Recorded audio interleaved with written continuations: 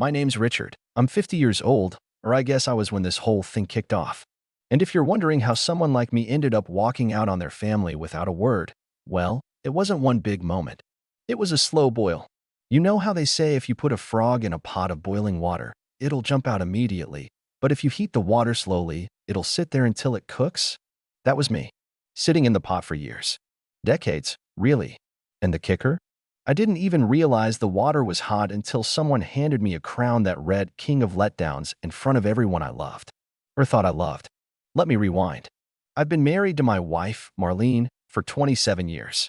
We met in college. She was the loud, confident one, and I was the guy who could fix your computer and grill a perfect steak.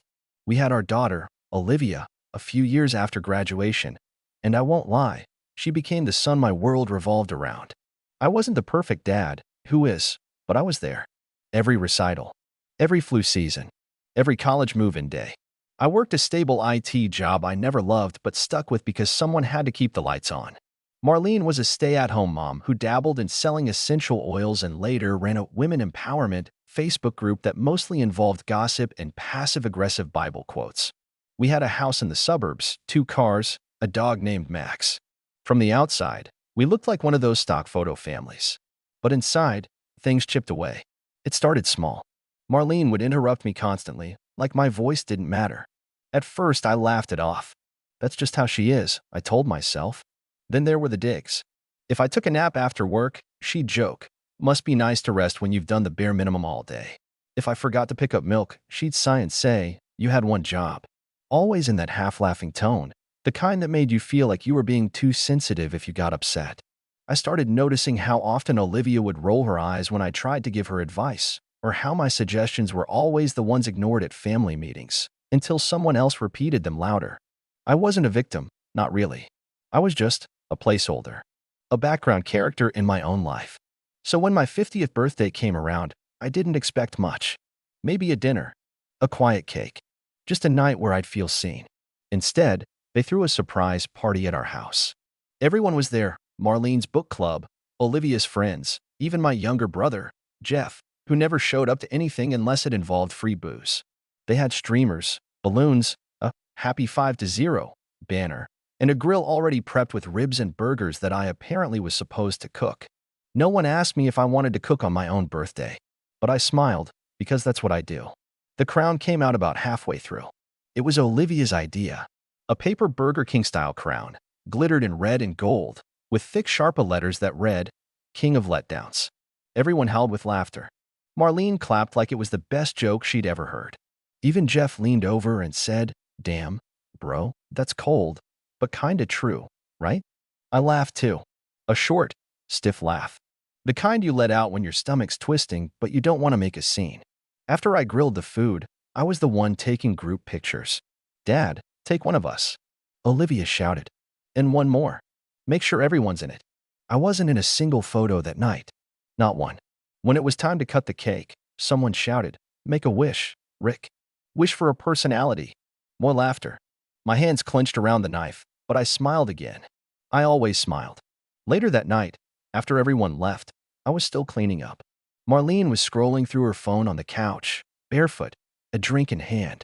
I asked her, "Hey, did you really think the crown was funny?" She didn't even look up. Just said, "It was just a joke. Lighten up. You're so sensitive lately."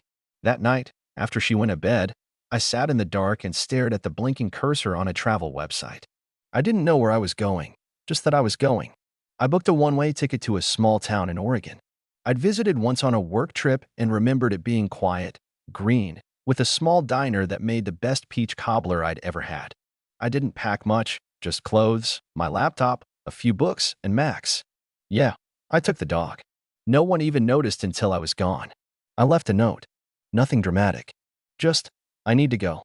I don't think I've ever really been happy. Take care of yourselves. Richard." I put it on the kitchen counter with my house key. 2 weeks later, Olivia's post popped up on Facebook. A photo of us at her high school graduation, one of the rare ones where I was allowed in the frame, with a caption that read, "If anyone sees my dad, please tell him we're sorry. We didn't realize how much we took him for granted. We just want him to come home." The comments were filled with shock and sympathy. People saying things like, "He always seemed so quiet," or You never know what someone's going through. Jeff chimed in with, "Man, I miss my big bro, hope you're okay out there."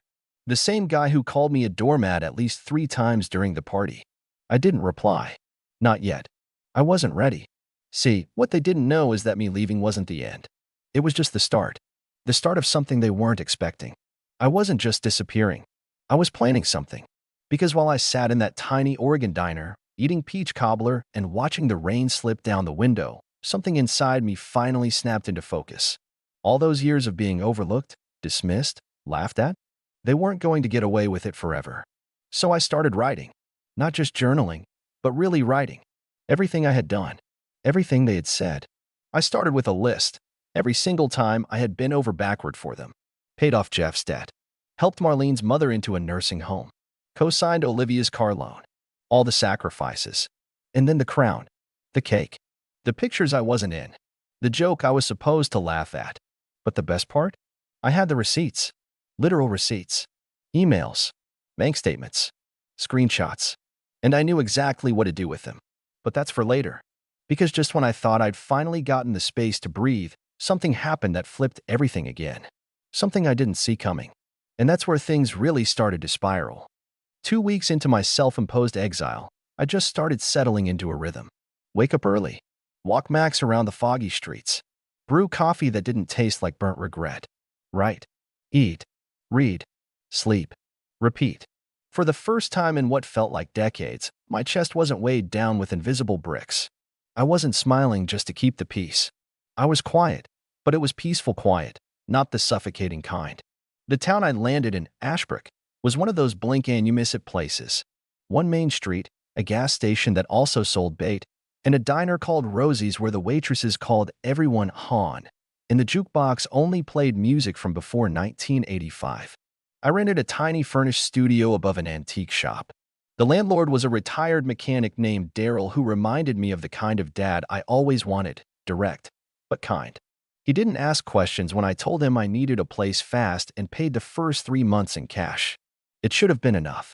Just laying low, healing, figuring myself out. But then I got the email.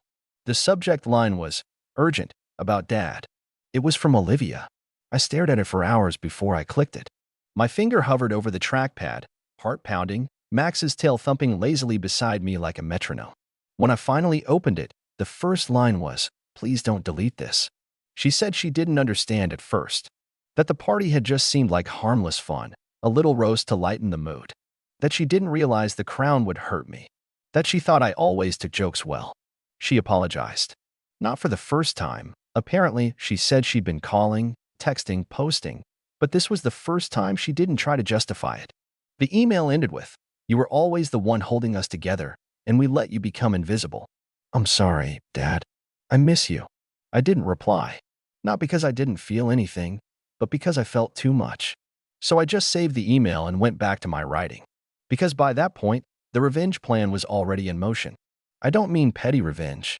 Not slashing tires or draining joint accounts. I mean clean, undeniable consequences.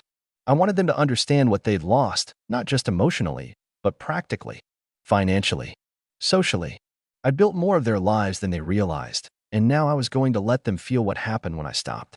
The first thing I did was call our financial advisor, Dale. We'd worked with him for years. I told him, calmly, that I wanted to remove my name from all joint accounts and transfer my investments to a new individual portfolio under my name only. He paused. "Richard, you sure? That's a big step." "I'm sure." "Does Marlene know?" "She will." The second thing I did was contact the mortgage company. The house was technically in both our names, but I'd been the sole payer for the last 15 years. I had the bank records to prove it.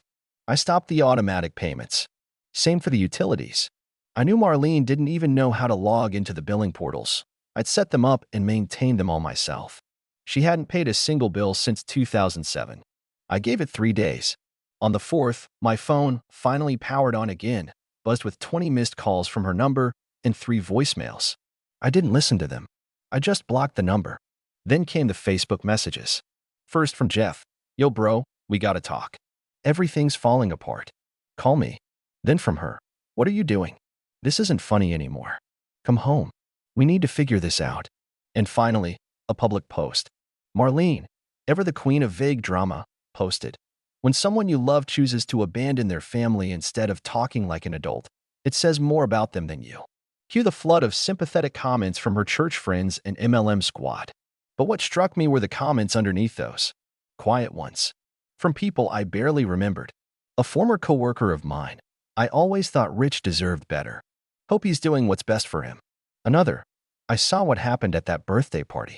It wasn't okay. Marlene deleted the post within hours. But then the real unraveling began. Jeff, who had come to rely on me bailing him out of everything from credit card debt to car repairs, suddenly found himself denied when he applied for a loan. Turns out, cosigners matter. Olivia's car loan payments were still being drafted from the joint account until they weren't. Her next payment bounced. I wasn't being cruel. I just stopped carrying weight no one acknowledged. The tipping point came 2 weeks after the birthday party.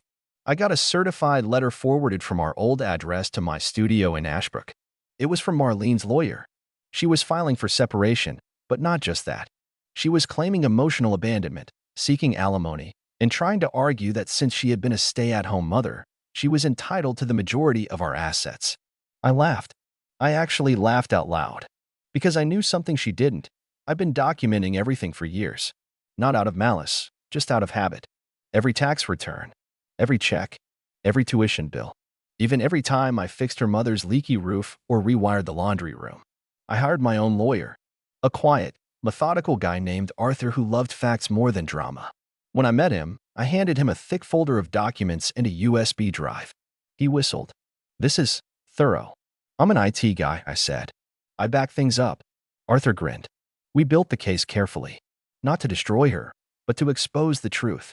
That I had been the sole financial provider, the emotional load bearer, the one who had kept the entire machine running while being mocked, minimized, and dismissed. But even as we prepared, a small part of me still hoped for something different. A letter. A real apology. Something that showed she understood, not just that I was gone, but why. Instead, I got a phone call from Olivia. I let it go to voicemail. Her voice was shaky. "Dad, things are getting really bad here. Mom's been freaking out. She's trying to sell the house, but it turns out she can't without your signature. Jeff's staying with us and they're fighting constantly. I don't even feel safe. Please, please call me." And then she whispered, like she didn't want anyone to hear, "I think I'm starting to understand why you left." I sat there, staring at the phone. Max lifted his head and looked at me, like he was waiting for a command. That was the moment. The turning point. Because now, for the first time, someone wasn't just begging me to come back. They were starting to see the truth. And that meant it was time to take the next step. Time to show them what happens when you push someone too far, and they finally push back. I played that voicemail back a few times, each word settling differently in my chest. Olivia's voice wasn't the chipper, dismissive tone I'd gotten used to, the one she used when she called me extra or told me to stop being so old-fashioned. No, this time it was soft. Raw.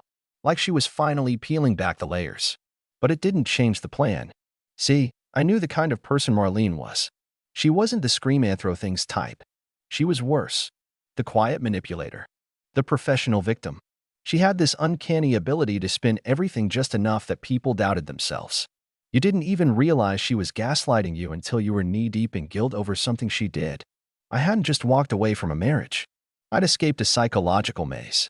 And now, watching her world slowly fall apart without me holding the beams up, it wasn't satisfying in the way revenge usually is in movies. It was clarifying. But Olivia was different. At least I wanted to believe she was. And the voicemail? That was the first breadcrumb.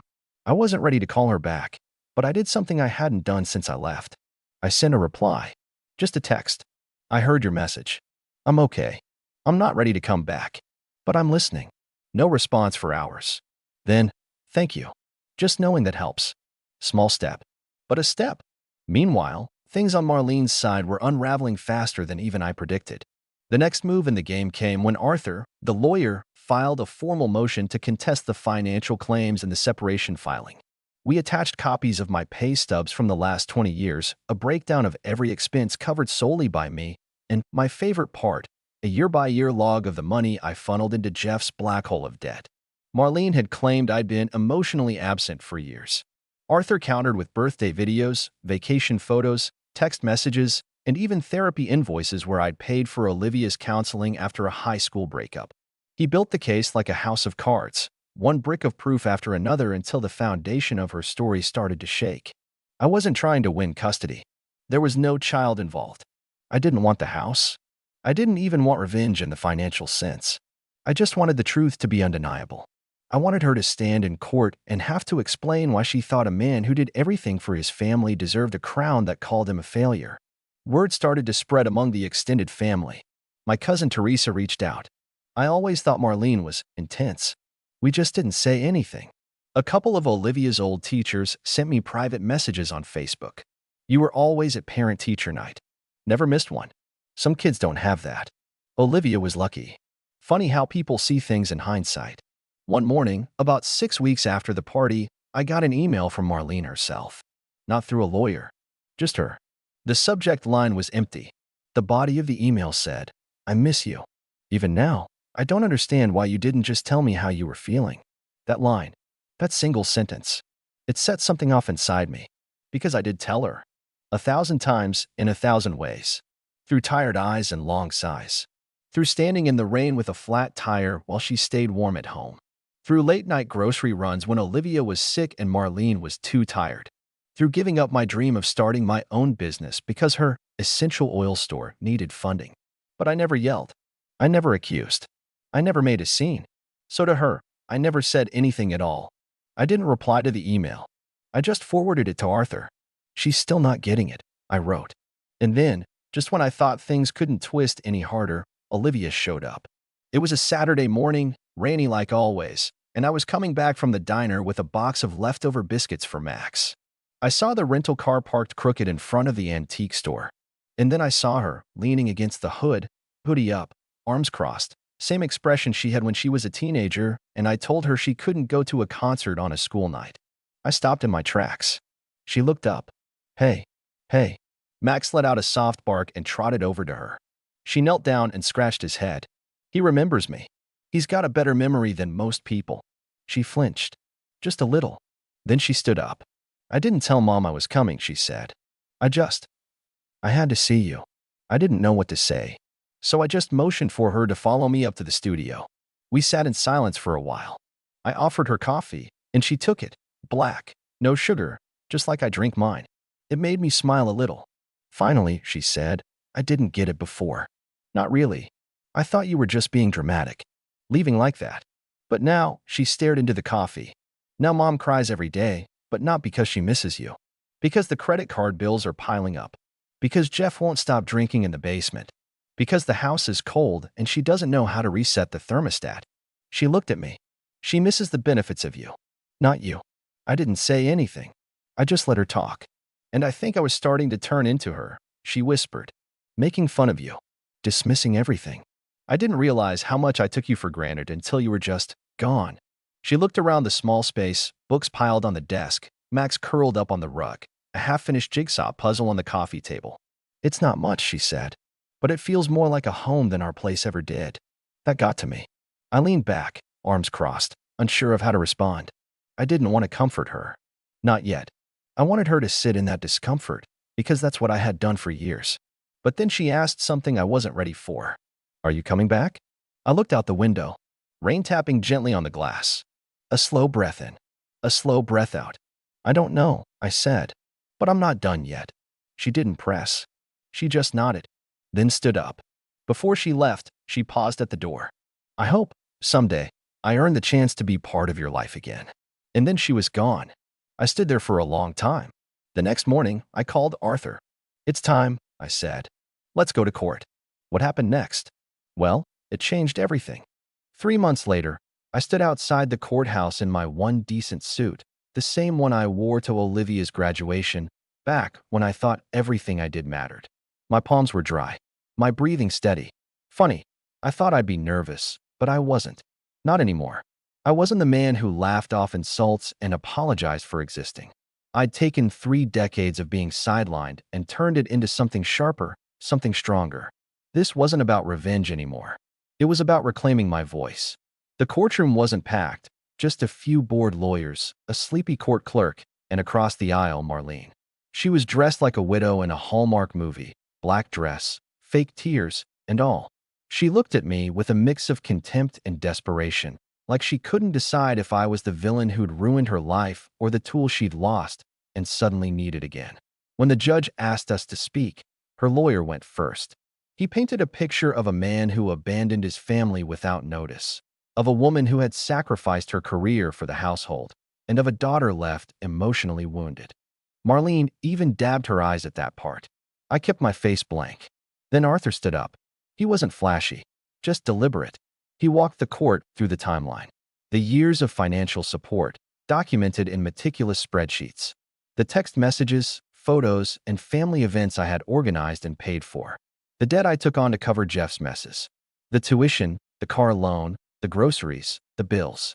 He showed the court the king of Letdowns crown. Yes, we submitted it as evidence, and read aloud the text messages and social posts that followed. And then he said the line that stuck with everyone. My client didn't abandon his family. He simply stopped participating in a performance where he was always the punchline and never the star.